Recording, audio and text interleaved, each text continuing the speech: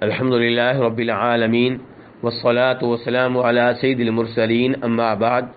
کسی بھائی نے یہ سوال کیا ہے کہ جناب ابو بکر رضی اللہ تعالیٰ عنہ نے جناب فاطمہ کو نبی علیہ السلام کی وراثت کیوں نہ دی، فدق کی زمین میں سے جو ان کا حصہ تھا انہیں کیوں نہ دیا؟ تو گزارش یہ ہے کہ جناب ابو بکر رضی اللہ تعالیٰ عنہ کا یہ عقیدہ تھا کہ نبی علیہ السلام نے یہ فرمایا ہے کہ ہم انبیاء کرام جو چھوڑ کر جائیں وہ صدقہ خیرات ہے، اس کا کوئی وارث نہیں بن سکتا۔ اور یہ حدیث بالکل صحیح ہے، اور یہ حدیث ان احادیث میں سے ہے جو شیعہ کتب میں بھی موجود ہے۔ چنانچہ کلینی نے اسے اپنی کتاب الکافی میں روایت کیا ہے۔ تو یہ وہ حدیث ہے جس پہ سبھی کا اتفاق ہے، اور اس سے صاف صاف معلوم ہو رہا ہے کہ انبیاء کرام علیہ السلام جو کچھ چھوڑ کر جائیں وہ وراثت کے طور پہ انبیاء کرام علیہ السلام کے رشتہ داروں میں تقسیم نہیں ہوگا، بلکہ وہ صدقہ خیرات ہے۔ اور گزارش یہ ہے کہ اس بات کو جاننے کے لیے کہ جناب صدیق رضی اللہ تعالیٰ عنہ نے اور جناب عمر فاروق نے نبی علیہ السلام کی چھوڑی ہوئی زمینیں ان کے وارثوں میں تقسیم کیوں نہ کی، ایک حدیث کا مطالعہ بہت مفید ہوگا۔ اس حدیث کو امام بخاری نے، امام مسلم نے اور ابو داؤد نے روایت کیا ہے۔ اس کا مفہوم میں آپ کے سامنے رکھنا چاہوں گا۔ مالک بن اوس رضی اللہ تعالیٰ عنہ بیان کرتے ہیں کہ میں جناب عمر فاروق کے پاس تھا کہ ان کے پاس جناب عثمان آئے، عبد الرحمن بن عوف آئے، زبیر بن عوام آئے، سعد بن ابی وقاص آئے، اور پھر اس کے بعد جناب عباس اور جناب علی آئے رضی اللہ تعالی عنہم۔ جناب عباس کہنے لگے کہ اقضی بینی و بین ھذا یعنی علی، کہ امیر المؤمنین آپ میرے اور علی کے مابین فیصلہ کر دیں۔ تو یہ صحابہ کرام جو ان سے کچھ ہی دیر پہلے آئے تھے انہوں نے بھی تائید کی اور کہا ہاں امیر المؤمنین آپ ان کے درمیان فیصلہ کر دیں تاکہ ان دونوں کو سکون مل جائے۔ جناب عمر فاروق کہنے لگے ذرا ٹھہر جاؤ۔ پھر انہوں نے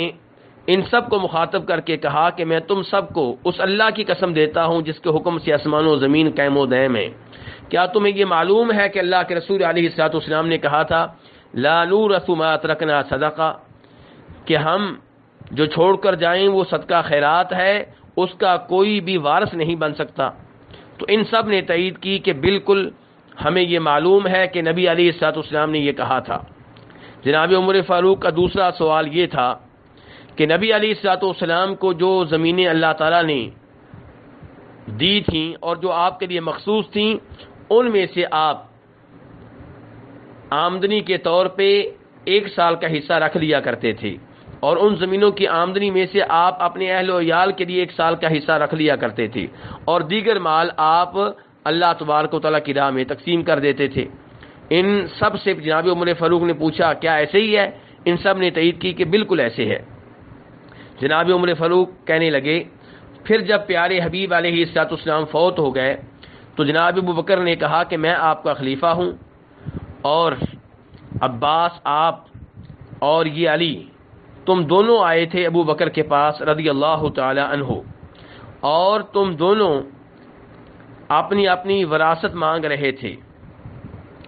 عباس رضی اللہ عنہ آپ یہ کہہ رہے تھے کہ مجھے میرے بھتیجے کی وراثت میں سے بطور چچا میرا حصہ دیا جائے، اور علی آپ یہ کہہ رہے تھے کہ میری بیگم جناب فاطمہ کا جو حصہ نبی علیہ السلام سے بنتا ہے وہ میرے حوالے کیا جائے۔ تو جناب ابو بکر نے کہا تھا کہ نبی علیہ السلام نے فرمایا تھا لا نورث ما ترکنا صدقہ، کہ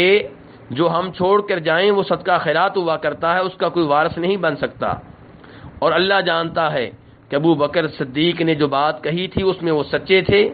اور ابو بکر بہت نیک تھے، ہدایت کے اوپر تھے، حق کے اوپر چل رہے تھے۔ تو جناب ابو بکر نے وہی کچھ کیا جو اللہ کے رسول علیہ السلام ان زمینوں کے تعلق سے کرتے رہے۔ پھر وہ بھی فوت ہو گئے، تو میں نے کہا کہ میں اللہ کے رسول کا صلی اللہ علیہ وسلم اور ابو بکر کا خلیفہ ہوں تو میں بھی وہی کچھ کروں گا جو وہ کرتے رہے۔ تو اے عباس پھر آپ میرے پاس آئے اور علی میرے پاس آئے، اور اس وقت تم دونوں متحد تھے، تو تم دونوں نے ان زمینوں کا مطالبہ کیا کہ ہمارے حوالے کی جائیں۔ تو میں نے کہا کہ اگر تم چاہو تو میں تمہارے حوالے کر دیتا ہوں، لیکن شرط یہ ہے کہ تم ان زمینوں کے ساتھ وہی سلوک کرو گے جو اللہ کے رسول علیہ الصلوۃ والسلام نے کیا تھا اور جو ابو بکر نے کیا تھا، یعنی کہ انتظام تمہارے سپرد ہوگا، تم ان کے مالک نہیں ہوگے، اور وہی کچھ کرو گے جو اللہ کے رسول کرتے رہے۔ تو تم دونوں نے وعدہ کیا تھا اور میں نے یہ زمینیں تمہارے حوالے کر دی تھیں، اور اب تم آئے ہو کہ میں فیصلہ کر دوں تو قیامت بھی قائم ہو جائے تو میں یہ کام نہیں کروں گا۔ اگر تم یہ زمینیں نہیں سنبھال سکتے تو میرے حوالے کر دو۔ تو اس تفصیلی روایت سے معلوم ہوا کہ جناب عمر فاروق رضی اللہ تعالیٰ عنہ نے یہ زمینیں جناب عباس اور جناب علی کے حوالے کر دی تھیں، لیکن بطور مالک نہیں، بطور وارث نہیں، بلکہ بطور منتظم، تاکہ یہ ان زمینوں میں وہی کچھ کریں جو نبی علیہ الصلوۃ والسلام کرتے رہے تھے، اور وہ کیا کہ ان کی آمدنی میں سے 1 سال کا خرچہ آپ علیہ الصلوۃ والسلام کی بیویوں کے لیے مخصوص کر دیا جائے، اور باقی جو مال ہے وہ اللہ کی راہ میں تقسیم کر دیا جائے۔ تو اس حدیث سے اور اس روایت سے بھی پتہ چلا کہ ان سب صحابہ کرام نے اس حدیث کی تائید کی کہ واقعی یہ نبی علیہ الصلوۃ والسلام کا فرمان ہے۔ تو اس لیے جناب صدیق نے، جناب عمر فاروق نے، دیگر صحابہ کرام نے ان زمینوں کے تعلق سے وہی کچھ کیا جو نبی علیہ الصلوۃ والسلام کی حدیث کا تقاضا تھا۔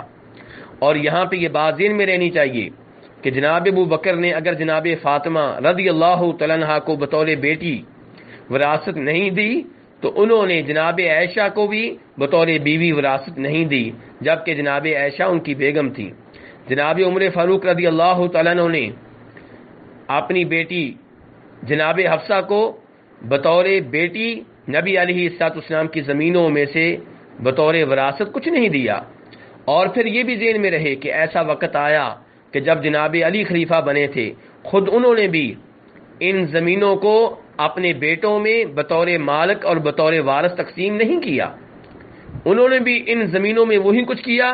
جو نبی علیہ الصلوۃ والسلام کرتے رہے، جو جناب صدیق کرتے رہے، جو جناب فاروق کرتے رہے، جو جناب عثمان کرتے رہے۔ تو اس لیے اس بات پہ کوئی حیرانگی نہیں ہونی چاہیے، جناب صدیق نے وہی کچھ کیا تھا جو نبی علیہ الصلوۃ والسلام کی شریعت کا تقاضا تھا۔ واللہ تعالی اعلم۔